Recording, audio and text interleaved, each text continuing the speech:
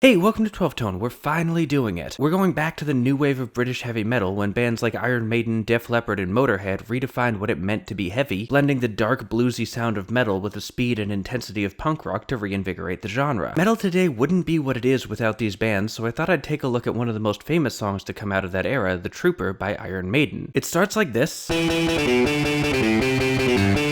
and the first thing I want to focus on is this chunk here. This is what's called a motif, which is a short, recognizable musical idea like this famous line, which you might have heard at the beginning of Beethoven's Fifth Symphony. In The Trooper, we start with a descending pattern, then we play it again a whole step lower.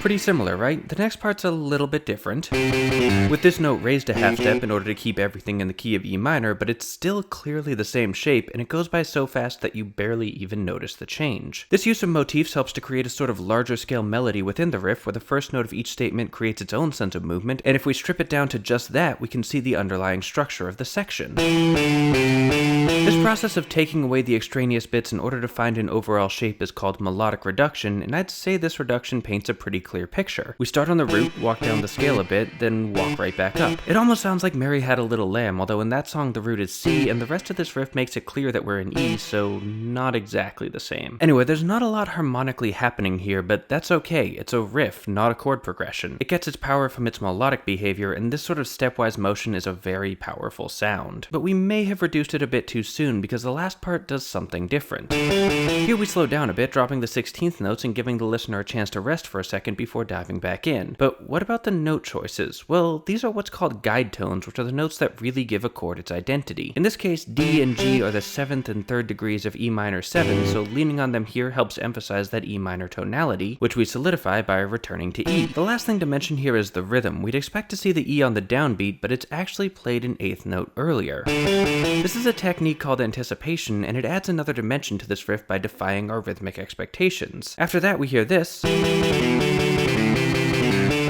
which is the same thing, except the second guitar has started to harmonize, playing the riff a third higher. This adds some extra color to it and gives us a bit more information about what the actual chords are, but again, the chords aren't really the point here, so let's move on. The next real section is the interlude,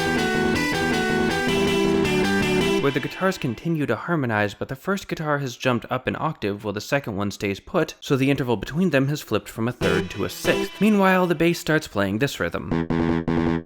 There's two important points about this. First, it's what's called a pedal, where one instrument, usually the bass, keeps playing the same note over and over while other parts change. They're just sitting on an E the whole time. The other thing worth noting is the rhythm itself. It takes on a sort of galloping pattern reminiscent of the sounds of cavalry, which helps reinforce the song's militaristic themes. Keep an eye out for this rhythm. It's everywhere in this song. As for the guitars, their lines seem to follow this reduction, where we're again moving by step, this time starting above the root and walking past it, then sliding back up at the last second. It's a little weird because the root falls in a fairly weak place, rhythmically speaking, but that's where the motif from earlier comes back in to save us. The anticipation helps to emphasize the return to E, even though it's not on a strong beat. Plus, again, the bass is holding it down. This section also features the first appearance of this variation on the motif, where instead of going back to E, it falls to C instead. I'll cover that in a minute, but first, the verse. Here the band drops out, leaving just Bruce Dickinson's vocals. It's a really powerful effect, stripping away the musicality and letting the raw energy of his voice just carry the song for a minute. It's occasionally punctuated by that same motif to help keep the momentum, but when you've got a singer like Dickinson, you might as well let them show off. Actually, technically the motif's a little different here. They're playing power chords instead of single notes, which just means they're adding an extra note a perfect fifth above each note in the riff. After a couple lines, the band comes crashing back in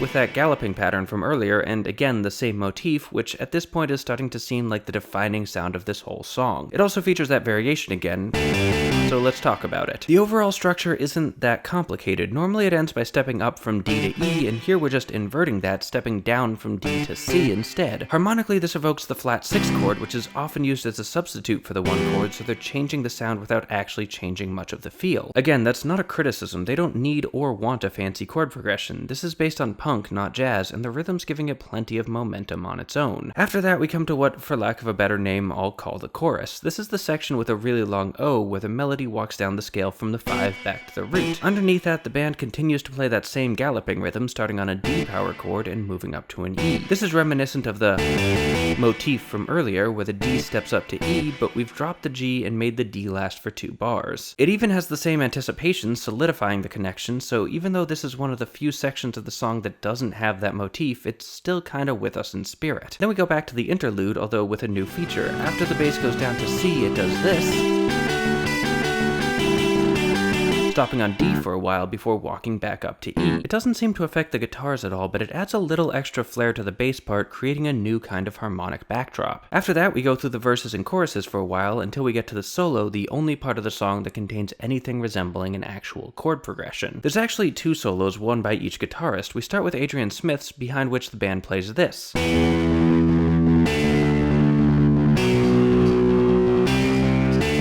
It's all power chords, but we can see that it employs that same stepwise motion from earlier, walking from the 1 chord down to the 5 chord and then back up. The only time it jumps is here, between the D5 and the B5, which, if you listen to the song, is pretty noticeable, because by this point we're really not used to the sound of harmonic leaps. It just hasn't happened anywhere in the song yet. Plus, it's also just a new chord. Nowhere else in the song do we go lower than C, so this B serves as like a shot of caffeine to reinvigorate the listener in case you were getting tired of hearing the same thing. But even though it's new, it feels familiar too. After all, it's still got that gallop. Next we go to Dave Murray's solo, where the band plays this,